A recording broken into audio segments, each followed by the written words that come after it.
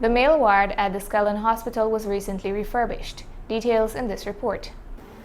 A recommissioning ceremony was held on Tuesday, July 20th, 2021, in the Skeldon Hospital's compound for the refurbished male ward that was completed at a tune of over $10 million. The forum was attended by the regional officials attached to the RDC, the health service officials, and the Minister of Local Government and Regional Development, Mr. Nigel Darmalal, among other invitees.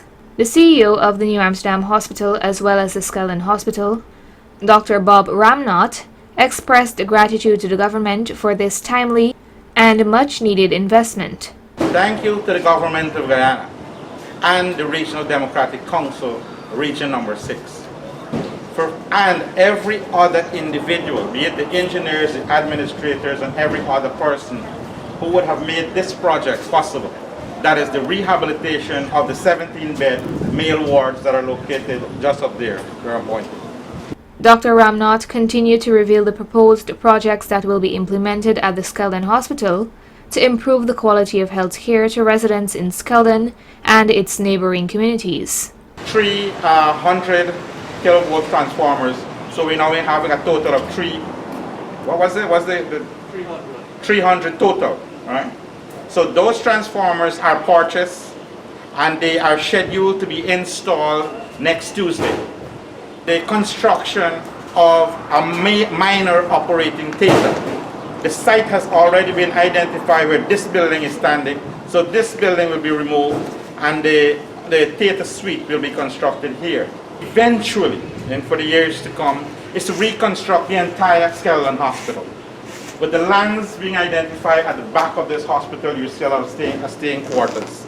That's the land that is identified for the construction of a new hospital while this one is still going on. The regional chairman of East Berbice Quarantine, Mr. David Armagan, gave the RDC's commitment for the provision of better healthcare services. We are doing everything possible in our way, incrementally but steadily, to ensure that we can bring some level of improvement to the health system almost on a daily or monthly basis.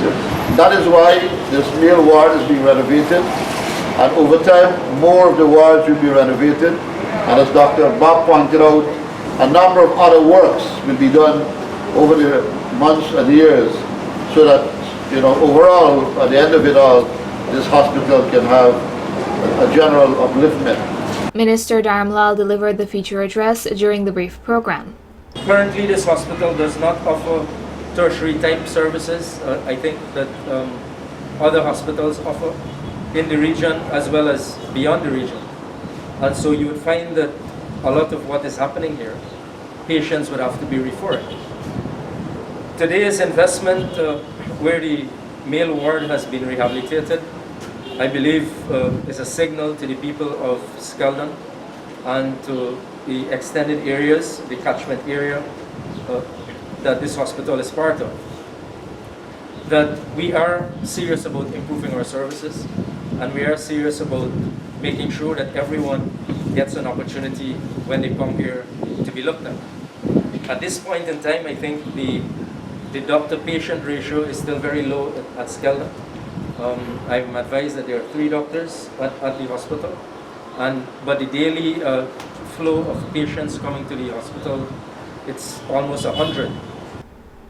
He proceeded to clearly state the following details and made this recommendation to all members of the Regional Health Service. Too long people have come to hospitals, met with doctors, and then they leave without drugs and other types of medical supplies from the pharmacy.